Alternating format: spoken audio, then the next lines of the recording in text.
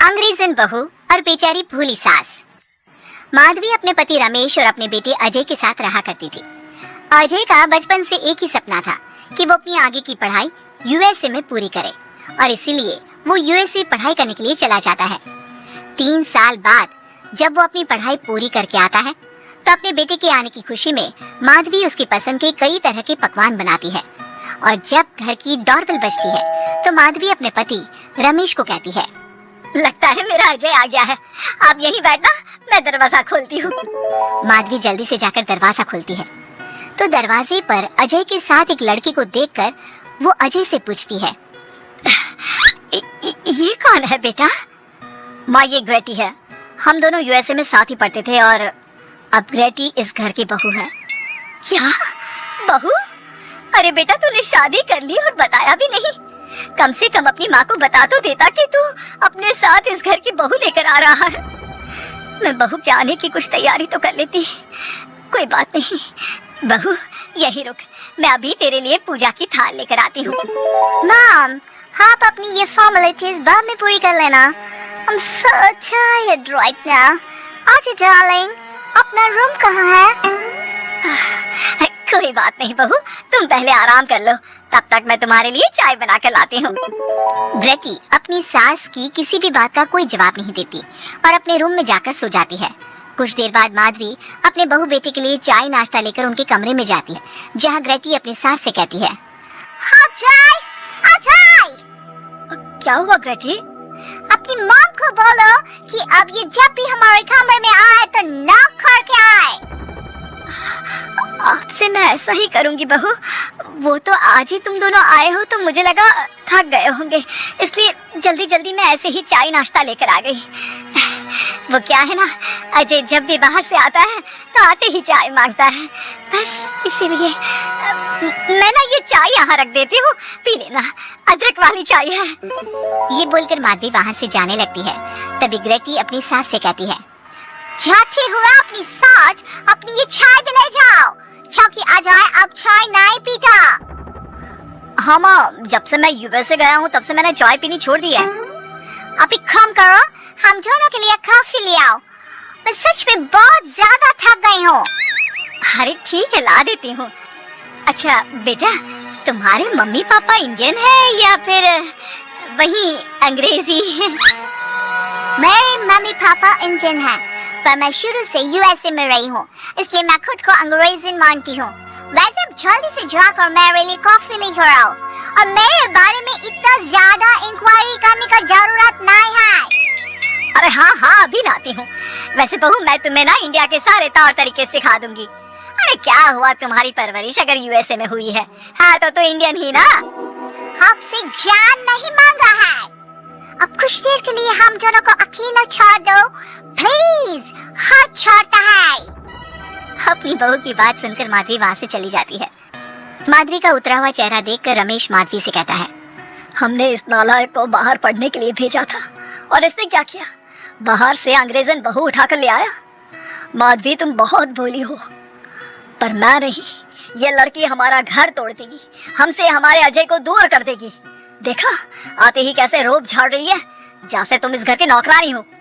तुम उसको बोलो कि तुम इस घर की मालकिन हो और उसकी सास हो, वो वही करे जो तुम कहोगी।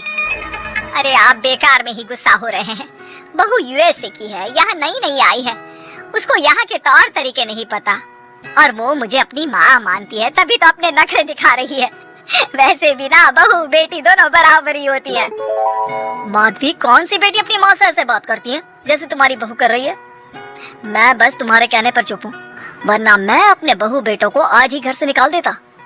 ये कहकर रमेश वहाँ से चला जाता है। ऐसे ही कुछ दिन बीत जाते हैं और ग्रेटी अपनी बेचारी भोली भाली सास पर अत्याचार करती रहती है। ग्रेटी अपना सारा काम अपनी सास से करवाती और उसी को भला बुरा सुनाती। ऐसे ही एक दिन माधवी कपड़े धो रही होती है और ग्रेटी माधवी को सताने के लिए अपने सारे कपड़े लाकर उसे देती है और कहती है, मॉम्स, ये मेरे कुछ कपड़े हैं, जरा इन्हें भी धो दो। इतना बोलकर ग्रेटी तैयार होकर घर से जाने लगती है। तभी माधवी उससे कहती है, बहू, आज तुम्हारे ससुर के दोस्त के घर में एक छोटी सी पार्टी है, उन्होंने सह परिवार बुलाया है। मैं चाहती हूँ कि तुम और अजय भी आज हमारे साथ वहाँ चलो और आज ना साड़ी पहनना। मॉम, अभी मैं क्लब जा रही हूँ, रात को मुझे टाइम मिलेगा तो आपके साथ चली जाऊंगी, पर साड़ी बाड़ी नहीं पहनूंगी। ये कहकर ग्रेटी वहां से चली जाती है। शाम हो जाती है, सब ग्रेटी के घर आने का इंतजार करते हैं और इस वजह से कोई भी पार्टी में नहीं जा पाता। इंतजार करते करते रात के 12 बज जाते हैं। 12 बजे रात को ग्रेटी नशे की हालत में जख्मी घर आती है। अपनी बहू के सर और हाथ पर लगी चोट देखकर माधवी परेशान हो जाती है और जल्दी से फर्स्ट एड का बॉक्स लाकर अपने बहू के सर पर पट्टी करती है। एक माँ की तरह प्यार करते हुए वो अपनी बहू से कहती है, बहू तुझे चोट कैसे लग गई बेटा? मैं घर आ रही थी, एक बाइक वाले से मेरी चक्कर हो गई। कोई बात नहीं बेटा, कल सुबह होते ही तुझे अपने फैमिली डॉक्टर के पास ले जाऊंगी। अच्छा अब तू ना आराम कर, मैं तेरे लिए अभी हल्दी वाला दूध लेकर आती हूँ। माधवी, मैंने तुम्हें पहले ही समझाया था, ये अंग्रेजन हमारे घर के लिए ठीक नहीं है, पर तुमने मेरी एक नहीं मानी। अब देख लो, आज इस अंग्रेजन बहू की वजह से सारे मोहल्ले में हमारी नाक कट गई है। आज सब हम पर हंसते हैं और ये सब कुछ तुम्हारी वजह से हुआ है, तुम्हारी छूट की वजह से हुआ है।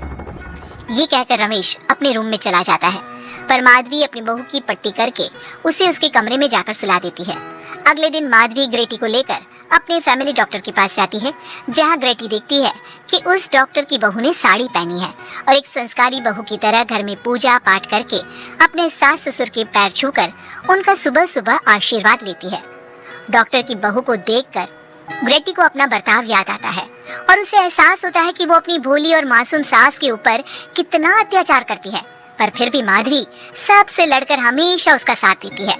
ये सब देखकर ग्रेटी को पश्चाताप होता है और कुछ देर बाद वो दोनों दवाई लेकर घर आती है। जब माधवी ग्रेटी को दवाई खिलाने के लिए उसके पास जाती है तो, मॉम मुझे माफ कर दीजिए, मैंने कभी भी आपके प्यार को नहीं समझा, आप पर इतना अत्याचार किया, आपकी बेइज्जती की, आपसे घर का सारा काम करवाया। आपने मुझे कितनी छूट दी, पर फिर भी मैं आपके साथ इतना बुरा करती थी। और आज जब मैं नशे की हालत में छत खाकर घर आई तो भी आपने मुझसे कोई सवाल नहीं किया, उल्टा आपने मेरा साथ दिया, मेरी सेवा की। और जब मैंने डॉक्टर की बहू को देखा घर का काम करते हुए, अपने सास ससुर की सेवा करते हुए, तब जाकर मुझे एहसास हुआ कि मैं कितनी रॉन्ग थी। एक इंडियन होकर भी एक बहू के कर्तव्य से दूर रही और आपके ऊपर अपनी अंग्रेजी का रौब झाड़ती रही। मुझे माफ कर दीजिए सॉस माँ। बेटा, अक्सर बच्चों से गलतियां हो जाती है, ऐसे भी सुबह का भूला अगर शाम को घर आ जाए तो उसे भूला नहीं कहते बहू। और मुझे बहुत अच्छा लग रहा है ये देखकर कि मेरी अंग्रेजन बहू कितनी समझदार हो गई है। जिसके बाद माधवी और ग्रेटी एक दूसरे को गले लगा लेती है और उसके बाद से ग्रेटी एक संस्कारी बहू की तरह रहती है और अपनी सास को किसी भी शिकायत का मौका नहीं देती। अपनी सास ससुर की बहुत अच्छे से दिल से सेवा करती है।